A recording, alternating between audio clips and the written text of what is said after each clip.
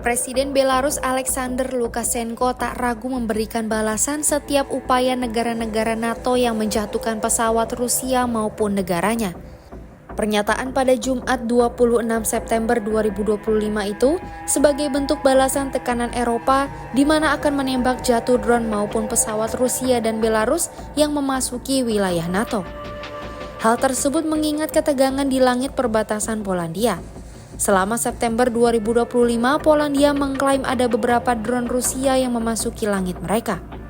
Они переживают и пугают нас нападением на страну НАТО. Это значит, они будут защищаться и чуть ли не нас нападать. А мы что будем, извините меня, сопли жевать?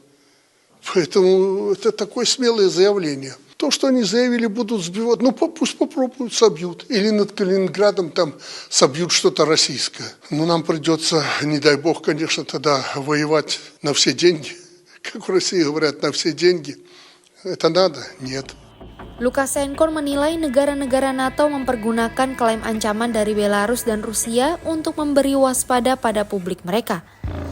Komentar Lukashenko muncul setelah Menteri Luar Negeri Rusia Sergei Lavrov melontarkan pernyataan di Majelis Umum PBB. Lavrov menyatakan bahwa negaranya tidak berniat menyerang Eropa namun akan melakukan respon tegas terhadap agresi apapun. Hubungan antara NATO dan Rusia memanas setelah drone Rusia menembus wilayah Polandia dan Romania. Akibat insiden itu, NATO dan negara-negara anggota lainnya mengirim jet tempur ke sisi timur Eropa sebagai langkah antisipasi. Adapun insiden itu menjadi kali pertama drone Rusia masuk ke wilayah udara anggota NATO sejak Moskwa melancarkan invasi ke Ukraina pada Februari 2022 lalu.